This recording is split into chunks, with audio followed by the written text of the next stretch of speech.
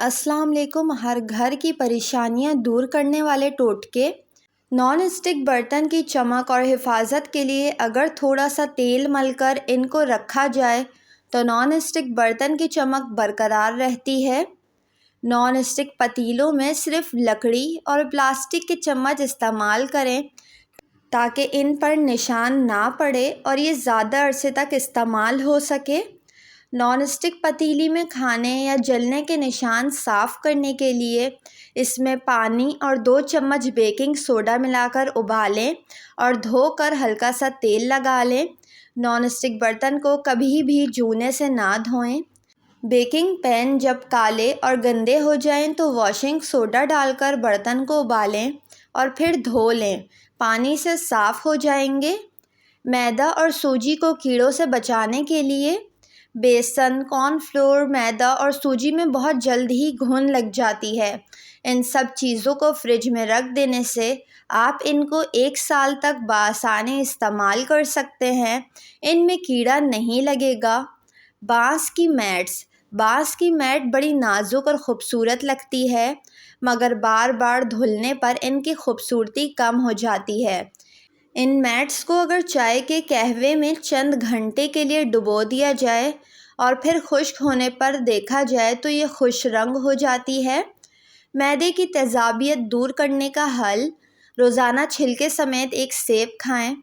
پودینہ کی 1 ٹہنی کو 1 لیٹر پانی میں ابال لیں اور دن میں 3 مرتبہ یہ پانی پینے سے معدے کی تیزابیت دور ہو جاتی ہے۔ معدے کا درد دور کرنے کے لیے ادرک اور پپیتا اپنی خوراک میں شامل کریں، کیونکہ ادرک اور پپیتا زود ہضم ہیں، یہ معدے کے درد کو دور کرنے میں مؤثر ہیں۔ پیٹ درد دور کرنے کے لیے اور خود کو پرسکون کرنے کے لیے چائے پئیں۔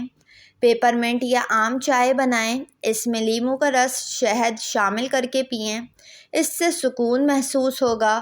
خاص طور پر پیپرمنٹ معدے کی گرمی دور کرنے اور جسم کو سکون دیتا ہے۔ چینی کا استعمال ہرگز نہ کریں۔ نل اور شاور سے صابن اور پانی کے نشان ختم کرنے کے لیے ایک نرم کپڑے کو سفید سرکے میں بھگو کر نل وغیرہ پر رگڑیں اور پھر سکھا کر صاف کریں۔ کپڑے سے پالش کر لیں۔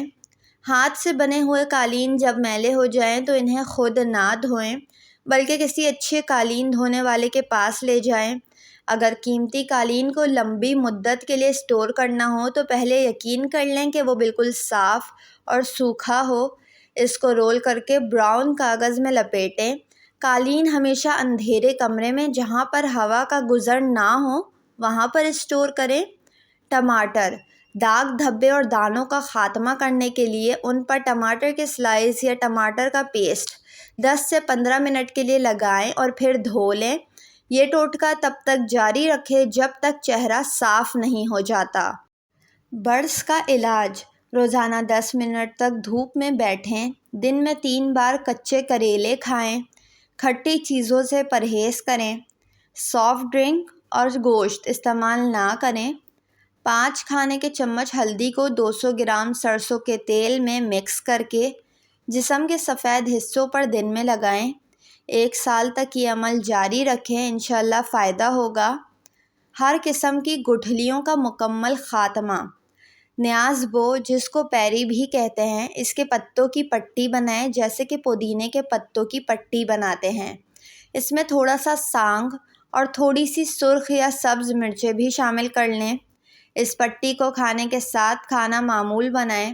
اس کے استعمال سے جوڑوں اور جسم کے درد سے بھی نجات ملے گا۔ جسم کی تھکان دور کرنے کے لیے، جسمانی درد سے راحت کے لیے تل کا تیل استعمال کریں۔ پودینے کا تیل استعمال کرنے سے کافی قسم کے وائرسز اور بیکٹیریا کا خاتمہ ہوتا ہے۔